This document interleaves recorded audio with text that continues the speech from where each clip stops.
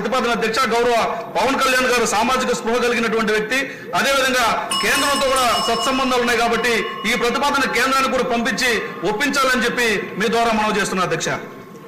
సింధూర్ రెడ్డి గారు. అధ్యక్ష, రాష్ట్ర వ్యాప్తంగా రైతులందరూ వ్యయంతో చాలా ఇబ్బందులు పడుతున్నారు. ఖర్చులు ఎక్కువై వ్యవసాయానికి ఈ ఉపాధి హామీ పథకం ఈ రైతులకి వీళ్ళకి అనుసంధానం చేయగలిగితే వ్యవసాయానికి బాగుంటుంది అని ఒక ఉద్దేశం అధ్యక్ష. ఇదేమన్నా ప్రభుత్వానికి అలాంటి ఆలోచన ఉందా అని ఒక ప్రశ్న అధ్యక్ష.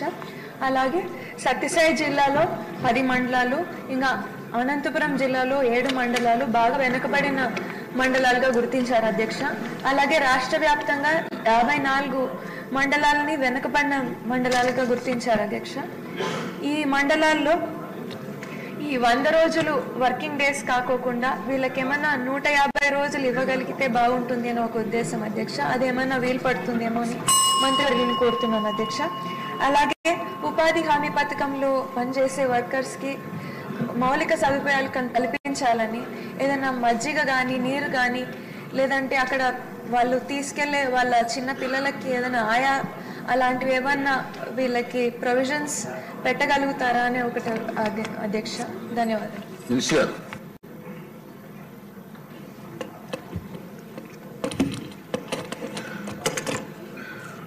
ఇది ఈ జాతీయ ఉపాధి హామీ పథకాలు ఉపాధి లేని సమాజంలో ముఖ్యంగా రూరల్ ప్రాంతాల్లో ఉపాధి ఇవ్వడానికి నిర్దేశింపబడిన పథకం. గౌరవ సభ్యులు లేవనెత్తినవన్నీ కూడా నోట్ చేస్తున్నాం అధ్యక్ష. మన కొత్త ప్రభుత్వం వచ్చిన తర్వాత, ఎన్డీఏ కూటమి ప్రభుత్వం వచ్చిన తర్వాత గౌరవ ముఖ్యమంత్రి చంద్రబాబు గారి నేతృత్వంలో దాదాపు 4,500 కోట్ల రూపాయలు వేజ్ కానీ మెటీరియల్ కాంప్ 2 కలుపుకొని మనం మనకి బడ్జెట్ ఉన్నది అధ్యక్ష. 7 crore మ్యాండేస్, 30,000 పండ్లు. వీటితోటి మనం ఏం చేసింది ఈ రోజున పల్లె పండుగ ద్వారా 3,000 కిలోమీటర్ల సీసీ రోడ్స్, 500 కిలోమీటర్ల బీటీ రోడ్లు, 20,000 మినీ గోకులమ్స్, అలాగే వాటర్ హార్వెస్టింగ్ అండ్ అన్ని గవర్నమెంట్ బిల్డింగ్.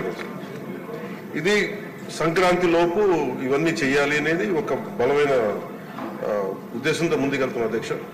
ప్రతి చోట ప్రతి పంచాయతీలో కూడా సిటిజన్ ఇన్ఫర్మేషన్ బోర్డ్ కంపల్సరీ చేశాం.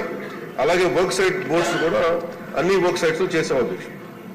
ఇప్పుడు గౌరవ సభ్యులందరూ కూడా ఒక్కొక్కరిగా చెప్పి చూస్తే, ముఖ్యంగా మన ఇప్పుడు అనంతపురం నుంచి గౌరవ సభ్యురాలు చేస్తుంది మౌలిక సదుపాయాలను కల్పిస్తామా అక్కడ పనిచేసే ఉపాధి హామీ కూలీల కంటే, ఖచ్చితంగా అది ఈ యాక్ట్లో ఉంది అధ్యక్ష. అది గత ప్రభుత్వం అన్ని వ్యవస్థల్ని అస్తవ్యస్తంగా చేసినట్టుగా ఇందాక పత్తిపాటి పుల్లారావు గారు కూడా చెప్పింది. దాదాపు కొన్ని 13,000 కోట్లు దారి మళ్లించారు. చాలా అసలు పని లేకుండా చాలా మందికి పని కల్పించినట్టుగా కల్పించి చాలా అవకతవకలు జరిగినాయి అనేది చాలాసార్లు నేను రివ్యూ చేస్తామంటే బయటకు వచ్చిన అంశాలు అధ్యక్ష. అలాగే వీటిని ఆ దారి మళ్లించిన నిధులు ఏమైపోయినాయి వీటి మీద కూడా ఒక రివ్యూ చేస్తా ఉన్నాం. కానీ చాలా కొంచెం లోతుగా వెళ్లాల్సిన అవసరం ఉంది. అలాగే మౌలిక సదుపాయాలు కల్పిస్తారన్న ప్రశ్నకి మటు ఖచ్చితంగా కల్పించే ఉంది. ఎందుకంటే ఇది మానవతా దృక్పథంతో చేయటమే కాదు, ఇది రూల్లో ఉంది. ఇది వాళ్ళకి కావాల్సిన మెడికల్ కేర్ కానీ, వాళ్ళకి కావాల్సిన కనీసం తాగునీటి ముఖ్యంగా మజ్జిగ ఇలాంటివి వీటితో పాటు. అలాగే గౌరవ సభ్యురాలు అడిగినది ఏంటంటే వాళ్ళ పిల్లలకి ఏదన్నా పని చేసుకోవడానికి ఏదైనా మన నర్సరీ లాంటిది పెట్టగలరా చూసుకోవడానికంటే అది మన పరిధిలో వస్తా లేదో చూడాలి అధ్యక్ష. ఖచ్చితంగా దాన్ని మానవతా దృక్పథంతో, లేదంటే రూల్ లేకపోతే దాన్ని అప్లై చేసేలాగా మనం అధికారులతో మాట్లాడుతాం అధ్యక్ష. అలాగే లేని పక్షంలో ఖచ్చితంగా దాన్ని కేంద్రం దృష్టికి తీసుకెళ్తాం అధ్యక్ష. అది చెప్పాలి, ఇంకా అవ్వలేదు ఎందుకని మీరు ఇన్ని అడిగారు. అలాగే జాబ్ కార్డ్స్ లో అవకతవకల్ని ఖచ్చితంగా పరిశీలిస్తాం అధ్యక్ష.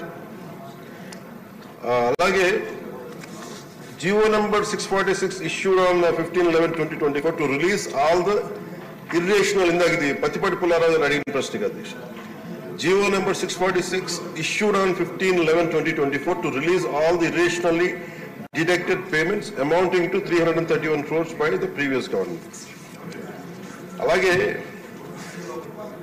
ముందుగా మొదటి సభ్యులు అడిగింది ఏంటంటే నరేగాని ఇది మొత్తానికి అప్లై చేస్తారా ఇది అని అనుకుంటే MNREGA basic it's demand based work అధ్యక్ష. ఇది 100 రోజులు ఎవరికైతే పని కావాలో కాకపోతే ఇది ఏంటంటే స్కిల్ బేస్డ్ కాదు, ఇది పూర్తిగా ఇది labour based. It is not mandatory but demand driven. So ఎవరైతే 100 రోజులు మాకు పని కావాలి అని వాళ్ళకి హక్కు అయితే అది 15 రోజులు ఇవ్వలేకపోతే వాళ్ళకి మన కాంపెన్సేషన్ కూడా పే చేయాలి. అలాగే ఇంకొక ప్రశ్నకు అధ్యక్షుడు సపోర్టింగ్ ఇప్పుడు మనకి వ్యవసాయ ఆధారిత పనులకు కూడా దీని అనుసంధానం చేస్తారా అంటే వీఆర్ సపోర్ట్ ఇది supporting agriculture and allied activities is a priority for NREGA. జాతీయ ఉపాధి హామీ పథకానికి ఖచ్చితంగా దీన్ని అనుసంధానం చేయాలనేది కూడా మా ఉద్దేశం, దాని ప్రకారం ముందుకు తీసుకెళ్తాం అధ్యక్షుడు.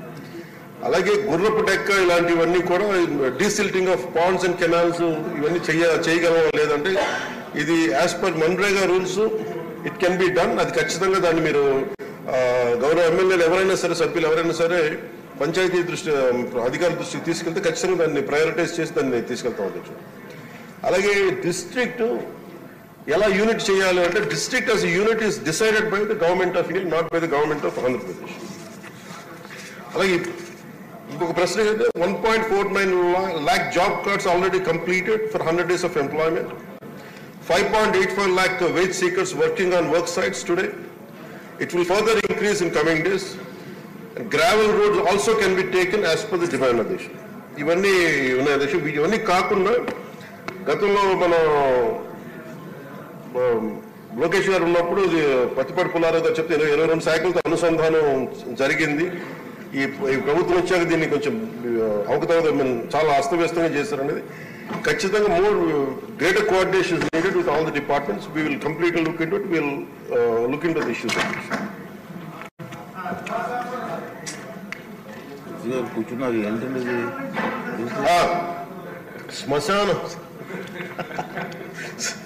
శ్మశానం అనేది ఎవరు మాది హిందూ శ్మశాన వాటికి కావచ్చు, ముస్లిం కావచ్చు, క్రిస్టియన్ వాటికి కావచ్చు. ఖచ్చితంగా ఇది నేను కూడా పర్సనల్ గా తీసుకున్నాను.